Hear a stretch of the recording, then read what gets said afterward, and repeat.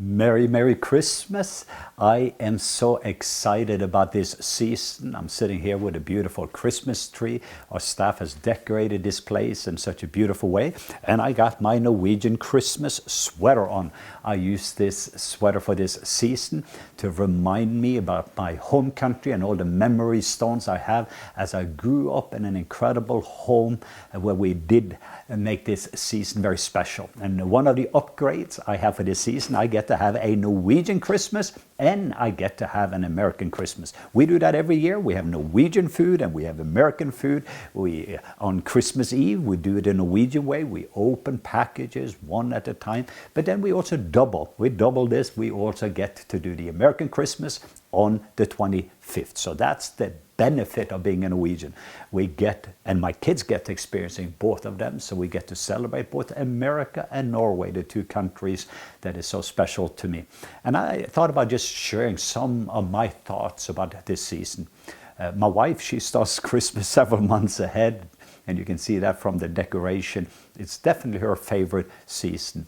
And for me, what is very special, and the framework for this that I always think about, what this is about for me, is the John 3:16. We know these verses, and we know that verse specifically. It's the most famous verse in the whole Bible. I think if you had to put the whole Bible just into that verse provides actually everything you need for the rest of the Bible. The rest of the Bible is just the rest of the Bible. That is the Bible, John 3:16. It is kind of you simplifying all the books into one verse, and that is, for God so loved the world. Let me just even stop there. There's a God, and this God loves this world. And sometimes we forget about that's what this is all about. It is a God that loves the world. He loves Ukraine. He loves Norway. He loves America. He loves Mozambique. He loves Pakistan, Cuba. He loves the world. He loves every person in this world. The whole motivation for God is God's love. God's wonderful, wonderful love. Christmas reminds me there's a God that loves me. How much does He love me? That He gave. That's what the giving is all about. I love the giving aspect of Christmas. And some people struggling with that. But this is how God is operating. A God that loves so much. His wonderful love that He gave. His wonderful gift. A God that loved this world so much that He will give His only begotten Son.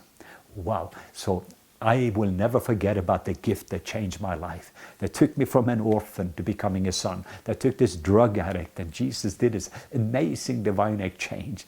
God loved me so much that He gave me a gift. Jesus came in and took my addiction, took my shame, took my fear, even my sickness and disease, and everything that He has done, Jesus provided for that. That's what love looks like. A God that loves, that He comes in and He provides something. He gave His wonderful gift. He sent Jesus Christ. And I want every single person in the world to know that love. I want everyone to experience that gift. Not just experience it, that you receive that gift. I love that. You need to open up the gift.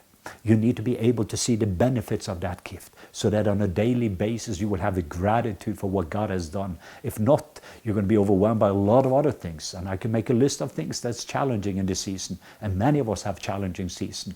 But when you can focusing on His wonderful love, His wonderful gift, then He said, whoever believes, meaning it is not enough for you to know, you need to believe this good news, His love. You need to believe in it. So it is like for me that if I were to give my kids a package and they would say, wow, that's wonderful, Dad, and wow, thank you so much, you're so loving, Dad, and you're so kind, and you gave this gift, but the gift is there, and I wait to January and then February, nobody did anything with a gift, they would still be with lack. They would still have the same issue. They have the same struggle. So my thing, even in this season, stop for a moment, recognize His wonderful love, recognize God's wonderful gift. But do not stop there. He said, whoever believes and receives, you open up this gift. There's an action thing that you can do with His love, with His gift. You say, thank you so much for the gift of life. Thank you so much for your healing. Thank you so much for your freedom. Thank you so much for what you've done, that gratitude. Let me open up and see what all of that is. I think you can spend your lifetime opening up the gift that God is giving. because there's so much in it.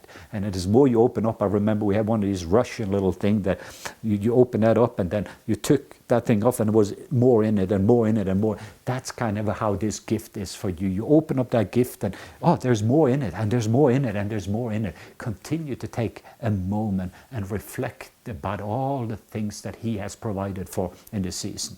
So it's not for God so loved, his wonderful love, that he gave his wonderful gift, that whosoever believe in him, believing, receiving, and opening up and utilizing that gift.